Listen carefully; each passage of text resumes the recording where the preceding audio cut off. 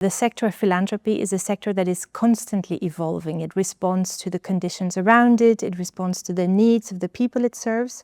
And I would say ever since the pandemic, we've seen trends accelerate, trends around changing operating practices within foundations, to be closer to the people that are served, to invest in a more trust-based approach, to have more participatory ways of doing philanthropy. We've also seen foundations think very hard about their own internal setup. So for instance, themes around making sure that the leadership is diverse, making sure that you apply diversity, equity and inclusion principles in everything you do.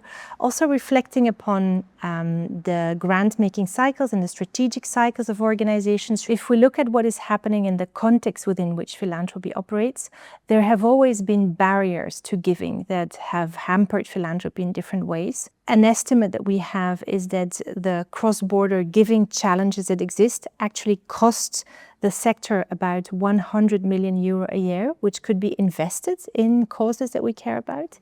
And today we're seeing that unfortunately the context is becoming more challenging in some parts of Europe and also globally. So new restrictions on philanthropy, new restrictions on civic space, and it's really a moment for us to come together and think about how can we use our voice to stand strongly behind philanthropic freedom. How can we collaborate most closely and invest in networks that are there to serve as a backbone for the sector? And I think we're really in a moment when that is absolutely needed.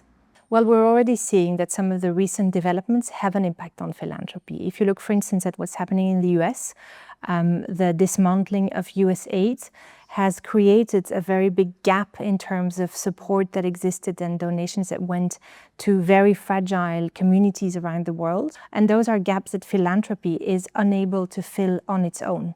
In addition to that, we're seeing that also European governments are, for instance, decreasing their ODA. I'm thinking of my own country, Belgium, Germany, Finland, and many more countries are decreasing investments, for instance, in ODA, but also in other sectors that are at the heart of philanthropy. And so the needs for philanthropy increase.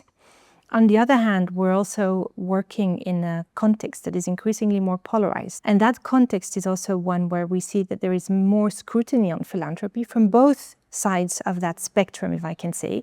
And philanthropy really needs to be able to hold that middle and hold that potential for a conversation, for a dialogue, to build bridges and bring communities together. The world has changed a lot in a very short amount of time, and I think the challenges have just increased for philanthropy, both in terms of what is needed by the grantees and by the partners and by the communities that we serve, but also in terms of the enabling environment for philanthropy with new challenges and new barriers coming up. So that kind of external environment is definitely a challenge that we'll continue to carry in the years ahead. I think with that, we're also operating in societies that are increasingly polarized, with a backsliding of democracy that also affects our work very hard, and where philanthropy needs to face scrutiny and a decrease in trust in institutions. It also has an impact on us as a sector.